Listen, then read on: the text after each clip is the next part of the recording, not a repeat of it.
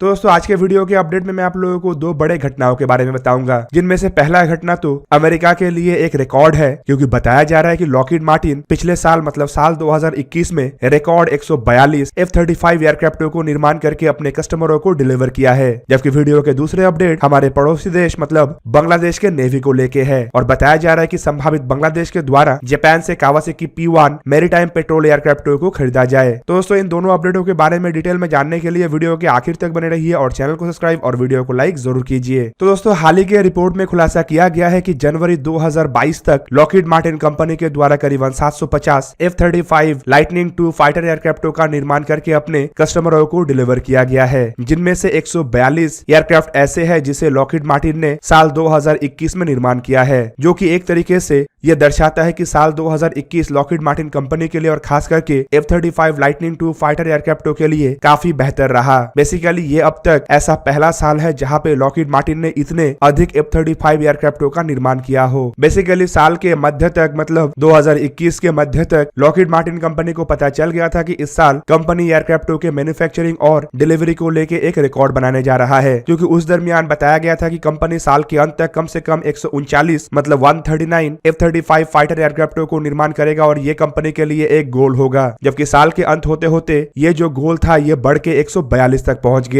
Even दोस्तों इससे पहले के सालों को अगर देखा जाए तो रिपोर्ट के मुताबिक साल 2020 में लॉकहीड मार्टिन कंपनी की तरफ से 121 F-35 फाइटर एयरक्राफ्टों को निर्माण करके डिलीवर किया गया था, जो कि एक तरीके से काफी कम भी था और बताया जाता है कि महामारी के कारण ये इतना कम हुआ था। जबकि दूसरी तरफ साल 2019 में भी इतना अधिक एयरक्राफ्ट निर्माण करना लॉकहीड मार्टिन के लिए पॉसिबल नहीं हुआ था और रिपोर्ट के मुताबिक साल 2019 में कंपनी ने करीबन 134 F-35 फाइटर एयरक्राफ्टों को निर्माण करके डिलीवर किया था। और दोस्तों इन तीनों सालों को अगर एकत्रित किया जाए तो आपको पता चलेगा कि पिछले 3 साल में ही लॉकहीड मार्टिन ने करीबन 493 F-35 एयरक्राफ्टों को निर्माण कर लिया। इवन इसके अलावा इन 3 सालों के अगर रिकॉर्ड को देखा जाए तो इन 3 सालों में पूरा दुनिया में जितने भी एयरक्राफ्टों को निर्माण किया गया है उसके करीबन आधा एयरक्राफ्ट तो खाली लॉकहीड मार्टिन ने ही निर्माण किया। दूसरी तरफ खाली इतना नहीं बल्कि लॉकहीड मार्टिन ने अपने प्रेस रिलीज में यह भी जानकारी दिया कि साल 2021 में एयरक्राफ्ट ने अपने ऑपरेशनल कैपेबिलिटी को भी इतना हाई किया है कि यह भी एक तरीके का रिकॉर्ड है। कुछ एक्सरसाइजों में यह डेमोन्स्ट्रेट किया गया है कि लॉकहीड मार्टिन के ये जो F-35 लाइटनिंग II एयरक्राफ्ट है इसके मिशन कैपेबिलिटी रेट करीबन 80% से भी अधिक है। दूसरी तरफ साल 2021 लॉकहीड मार्टिन और F-35 फाइटर एयरक्राफ्टों के लिए इसीलिए भी महत्वपूर्ण रहा क्योंकि दो नए देशों के द्वारा लॉकहीड मार्टिन के इन एयरक्राफ्टों को खरीदने का इरादा जताया गया, जिनमें स्विट्जरलैंड और फिनलैंड शामिल है। वैसे तो बताया जा रहा है कि स्विट्जरलैंड के द्वारा लिया गया डिसीजन फिलहाल पार्लियामेंट के द्वारा अंडर रिव्यू है, लेकिन वहीं पे फिनलैंड ये कंफर्म कर चुका है कि फिनलैंड के द्वारा अपने बेड़े को मॉडर्नाइज करने के लिए F-35 फाइटर एयरक्राफ्टों को खरीदा जाएगा। पर एक तरफ जहां पे 2021 इन एयरक्राफ्टों के लिए सुनहरा रहा तो वहीं पे कुछ बुरे खबर भी इस साल लॉकहीड मार्टिन को देखना पड़ा। जैसे कि 2021 में ही यूनाइटेड अरब अमीरात के द्वारा ये जता दिया गया कि यूनाइटेड अरब अमीरात F-35 नहीं खरीदेगा। वैसे तो ये यूनाइटेड अरब अमीरात का गलती नहीं है, बल्कि एक तरीके से देखे तो अमेरिकी एडमिनिस्ट्रेशन की तरफ से ही F-35 एयरक्राफ्टों को यूनाइटेड अरब अमीरात को बेचने के डिसीजन को पलटा गया। बेसिकली ट्रंप एडमिनिस्ट्रेशन के दौर के आखिरी हिस्से में अब्राहम अकॉर्ड के ऊपर हस्ताक्षर करने के बाद ट्रंप एडमिनिस्ट्रेशन की तरफ से यूनाइटेड अरब अमीरात के आर्म फोर्सेस के मॉडर्नाइजेशन के लिए कुछ हथियारों को बेचने का एक तरीके का अनुमति दिया गया था, जिनमें F-35 लाइटनिंग II जैसे फाइटर एयरक्राफ्ट के साथ साथ MQ-9 रीपर जैसे अनमैन एरियल व्हीकल भी शामिल था। पर जो बिडेन एडमिनिस्ट्रेशन आने के बाद इस तरीके के डिसीजन को बदल दिया गया और माना जाता है कि इसके ही कारण यूनाइटेड अरब अमीरात के द्वारा राफेल एयरक्राफ्टों को परचेस किया गया। जबकि यह भी खबर आ रहा है कि यूनाइटेड अरब अमीरात राफेल के बाद रशिया से चेकमेट फाइटर एयरक्राफ्टों को भी खरीद सकता है। जबकि इसी साल F-35 एयरक्राफ्ट कनाडा के एयरक्राफ्टों की आवश्यकताओं को पूरा करने के लिए भी कंपटीशन कर रहा है, जहां पे F-35 एयरक्राफ्टों का सामना है स्वीडन के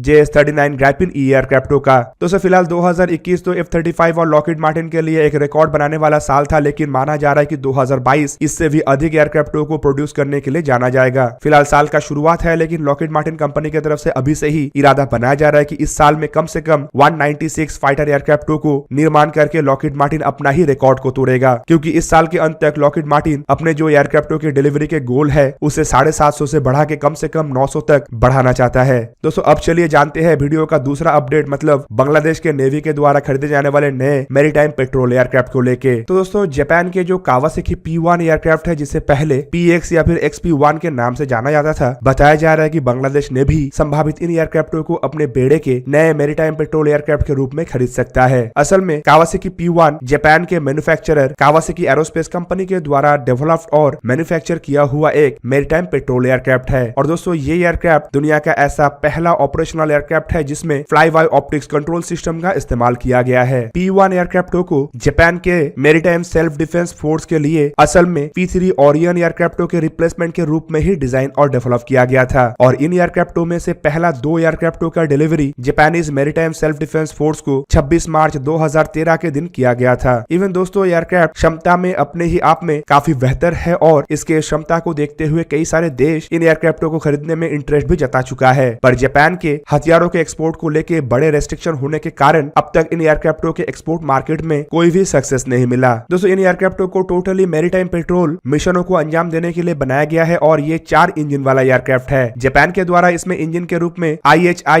F7-10 टर्बोफैन इंजनों का इस्तेमाल किया गया है जो कि लो सेट विंग के कॉन्फ़िगरेशन में मतलब एयरक्राफ्टों के विंग के नीचे के हिस्से में जोड़ा गया है। जहाजों में कई तरीके के जापानीज आधुनिक टेक्नोलॉजी का इस्तेमाल हुआ है और जापान इसमें कई तरीके के आधुनिक सेंसर्स और इलेक्ट्रॉनिक्स का इस्तेमाल किया है। बेसिकली इन जहाजों का काम समुद्र के अंदर सबमरीनों को और सरफेस वेसलों को डिटेक्ट करना है और इसके लिए इसमें Toshiba HPS-106 active electronical scan array radar का इस्तेमाल किया गया है और टोटल ऐसा 4 रडार है ताकि 360 डिग्री में इसका कवरेज हो। इसके अलावा सरफेस डिटेक्शन के लिए एयरक्राफ्टों में इंफ्रारेड लाइट डिटेक्शन सिस्टम का भी इस्तेमाल किया गया है। दोस्तों रिपोर्ट के मुताबिक Japanese maritime self defence force के बेड़े में करीबन ऐसा 60 एयरक्राफ्ट ऑपरेशनल है, जबकि इन एयरक्राफ्टों को खरीदने में इंटरेस्टेड देशों में बांग्लादेश के अलावा फ्रांस, थाईलैंड, वियतनाम जैसे देशों का भी नाम शामिल है। दोस्तों एयरक्राफ्टों को अगर देखा जाए तो इसे ऑपरेट करने के लिए टोटल 8 क्रू मेंबर का आवश्यकता होता है, जिनमें 3 flight crew member, 3 mission crew member और बाकी अन्य मेंबर होते हैं। एयरक्राफ्ट के आकार को अगर देखा जाए तो ये लंबाई में करीबन 38 मीटर मतलब 124 फीट 8 इंच के आसपास है, जबकि इसका विंग स्पैन करीबन 35.4 मीटर मतलब 116 फीट 2 इंच के आसपास है। इसका हाइट भी करीबन 12.1 मीटर मतलब 39 फीट 8 इंच के आसपास है। एयरक्राफ्ट के मैक्सिमम टेक ऑफ वेट करीबन 79,700 किलोग्राम है। दोस्तों इसमें इस्तेमाल होने वाले हर एक इंजन का थ्रस्ट कैपेबिलिटी करीबन 60 किलो न्यूटन है, जबकि एयरक्राफ्ट की अगर परफॉर्मेंस को देखा जाए तो ये मैक्सिमम 996 किलोमीटर पर आवर के रफ्तार से उड़ान भर सकता है, जबकि इसका क्रूजर रफ्तार करीबन 833 किलोमीटर पर आवर, जबकि एयरक्राफ्ट के रेंज करीबन 8000 किलोमीटर और कॉम्बैट रेंज करीबन 2500 किलोमीटर है। इवन ये एयरक्राफ्ट 13,520 मीटर या फिर कहते हो 44,360 फीट के ऊंचाई तक जा भी सकता है। एयरक्राफ्ट में हथियारों को कैरी करने के लिए करीबन 8 हार्ड पॉइंट है, जिनमें से 2 हार्ड पॉइंट मतलब टोटल 4 हार्ड पॉइंट हर एक विंग के नीचे है, जबकि 2 हार्ड पॉइंट विंग के रूट सेक्शन मतलब जहां पे विंग एयरक्राफ्टों के साथ जुड़ता है वहां पे है। इसके अलावा एयरक्राफ्ट में 8 इंटरनल बॉम्ब बेस सेक्शन भी है और टोटल एयरक्राफ्टों के पेलोड क्षमता करीबन 9000 किलोग्राम है। हथियारों के रूप में ये जो एयरक्राफ्ट है ये AGM-84 हार्पून, ASM-1C